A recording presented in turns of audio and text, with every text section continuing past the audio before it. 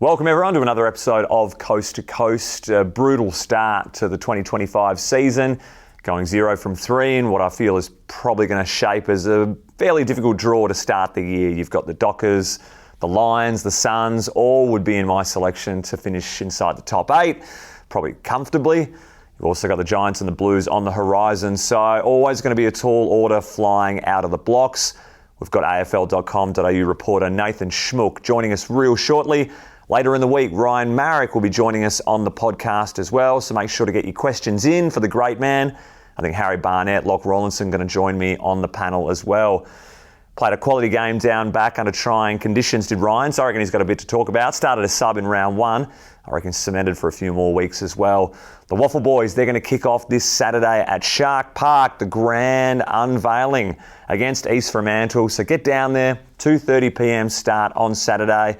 The boys have won their last 2, albeit pre-season games against Peel and the Swans. So they're in good nick. Let's hope they can carry it on, get a win in round 1. Don't forget, the fan MVP is back for 2025. Liam Baker took out an early lead in the first couple of rounds, so have your say. See who's going to get up in the next game. Visit win.wce.com.au and place your vote there. You'll also be in the line for a Superstore voucher, $100 worth, and be in the running for a couple of tickets to the John Worsfold Medal, where you will present the winning award on stage. What a cool opportunity that'll be. Also, don't forget the club's also rolling out the charter flight packages, grand final packages. They're always hard to get hold of, those seats, and exclusive events for the East Coast Eagles fan base. You can find all the info on that stuff at eagleshospitality.com.au. Without further ado, let's bring in the Schmook.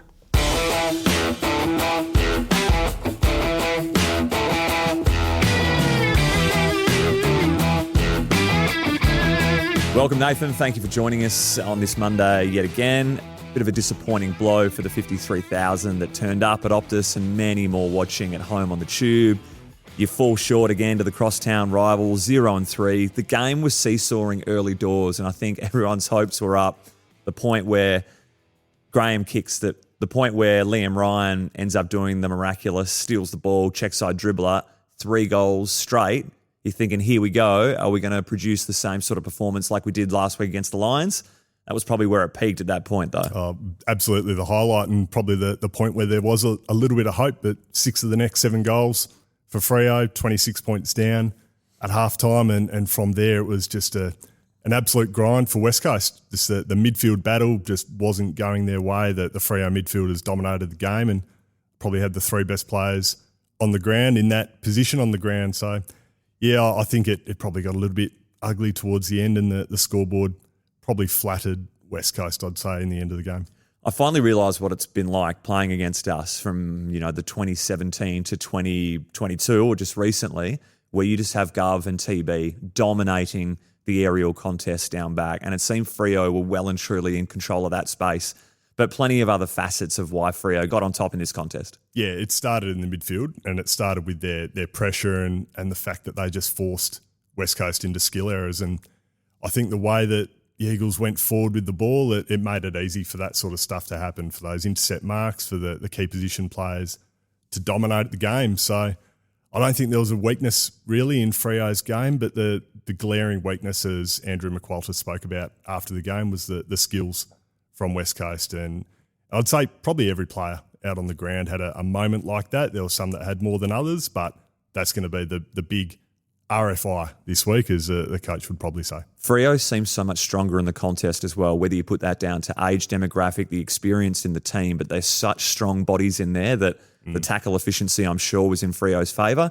And when we're trying to lay them, they always seem to get that outlet still in the tackle to release the contest and spread, run in numbers. Yeah, well, they're young guys. Like they're both really young teams. I think that was thrown around a bit in the lead up, that they were both bottom 4 in the AFL for age, for experience. But that Freo team, they're guys who have been playing together for a little bit now. They're playing under a system that's established. But the confidence and the skills for West Coast, I think they're under a new system. They're under a new game plan, and that probably works into it. And yeah, Andrew McQualter spoke about that after the game, that there might have been a little bit of confidence going on in this game. So yeah, I think as we see this Eagles team get more established playing together, hopefully those skills will start to rise. Perhaps the biggest hit of the day is your All-Australian machine, Jeremy McGovern, going down with a groin injury. You're already pretty thin back there with TB going, and now we're waiting on scans pending with the bar health and hygiene injury report that's going to come out Tuesday. There'll be a lot of nervous weights of the severity of it. You've got a surplus of tall forwards going on at the moment, Schmooky. So you've got all these blokes almost warranted of a game. Jack Will, the work he did last year, the form he rose into. You've got Oscar Allen, your captain. You've got Jake Waterman on the cusp of a return, got close this week, didn't tick that final box. And you've got Archer Reid, who we'll speak about in a bit. Now Job Shanahan's playing in the waffle, one of your good new tall recruits.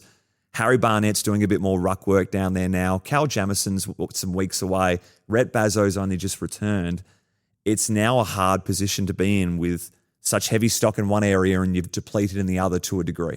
And Sandy Brock's the other one that we haven't spoken about as a young key defender who was great in the waffle and could be called on to fill that role that Gov's played. But yeah, that's going to be a tall order going, hey, how about some Jesse Hogan perhaps to your first game at AFL in a while? Exactly. It's such a massive blow.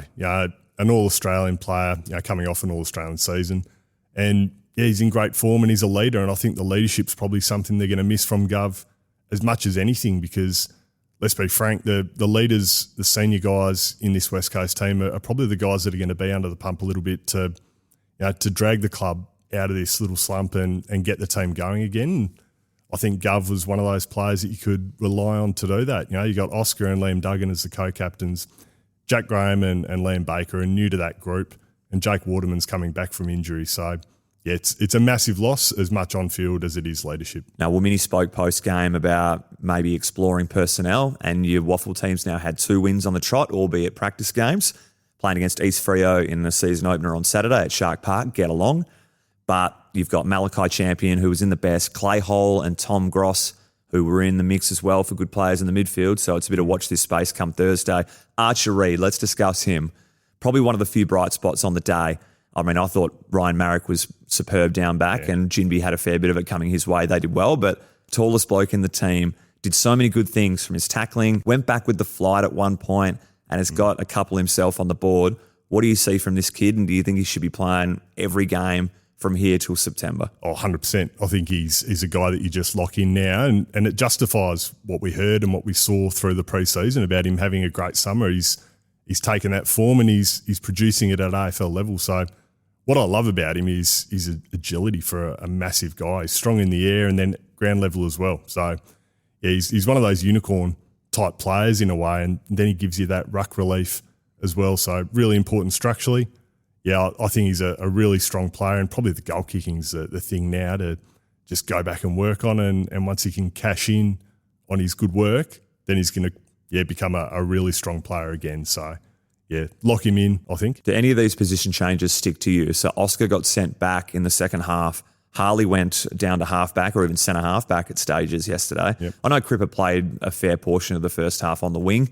Do you see any of those position changes sticking going forward? Well, Oscar's the obvious one if they want to go that way with the key defensive roles. So that's an option. We've seen him do it in the past and it might be the thing that just gets him rolling again. And in a similar way, Harley, he's getting massive attention. He's getting the sort of attention in the midfield that, senior star midfielders would get. And Matthew Johnson was all over him yesterday. So that's a big ask. And it was a quiet first half for him, a quiet first 3 quarters. So I think the best footy that we saw from him yesterday was when he did go down to halfback. So that might be one. We've seen Nick Dacos, Harry Sheasel early in their careers. That's the role that they played and then worked their way up the ground. So I think while Harley's working through this and working his way back to full fitness, that could be the role for him. It's definitely not a long-term thing. He's definitely going to be a star midfielder, a star sort of midfield forward player, but just for right now, it might be the move that the Eagles want to make. Who copped it worse from this vision? I'll show you here. Was it Archer getting absolutely pancaked from Harry Edwards on this marking contest in the opening part of the game? Or is it Josh Tracy going off the ground for this willy-nilly high five from a teammate that just went askew? I saw Josh Tracy after the game and he looked sore. That eye was already looking a bit painful. So he copped it badly, but yeah, the pancake on Archer Reid, that was in the moment, oof, that would have hurt. Do you think Hamish Brayshaw's got a few bruises this morning as well from some of this heavy attention he got from Jamie Cripps on the boundary? Just lined him up, said, oh, yeah, you can get out of my way. like in a hurry too, Hammer. Move. You're not going quick enough at all. Is he recovered from this one? He's got right away, doesn't he? Cripper, you've got to get out of the way, surely. I haven't rode the boundary, but that's got to be something you're aware of, that if the player needs to line up, just move. Okay, finally, Channel 7 Derby lunch happened last Friday. I was there doing the reporting for you, mate, so don't you worry. I've got you covered and I'm doing your job for you because Andrew Dillon spoke, CEO of the AFL, of course, and he indicated that State of Origin was likely going to be back on the cards, albeit a few moving domino pieces to fall in a year or so. I think the Indigenous All-Star game sort of gave indication that this is doable. I want you to tell me how likely you think it may be or how that might work should it get up. Well, I'm all for it, speaking of towing the company line. I think it would be a great thing for footy to try and get that back up and rolling, and I reckon the All-Stars are the key. The hype we saw around that game earlier this season against Freo, I think that's a way to make it work. And whether you have the All-Stars as part of a State of Origin setup, I don't know how that's going to work. But so what, you got 5 teams then, Schmooky? So is someone missing out? Is that what you're saying? Yeah, maybe it's just mix it up annually, but I reckon... Mate, the year that Victoria are left out, you're dreaming that'll happen. They all have to be. So if it's Victoria left out, so be it. What about worst performer of the 2 games at once? So whoever gets belted by the biggest margin, hey, you're sitting out next year. Tear it up. Yep, I reckon that's a way to make it work. And I think the passion around the All-Stars could be the way to get some passion going again for State of Origin. Awesome. Schmooky, appreciate your time. Some are calling you the kiss of death for these home games, but I'm sure you and the boys are going to turn it around at Optus sometime in 2025. Appreciate you coming in. Cheers, Sumper.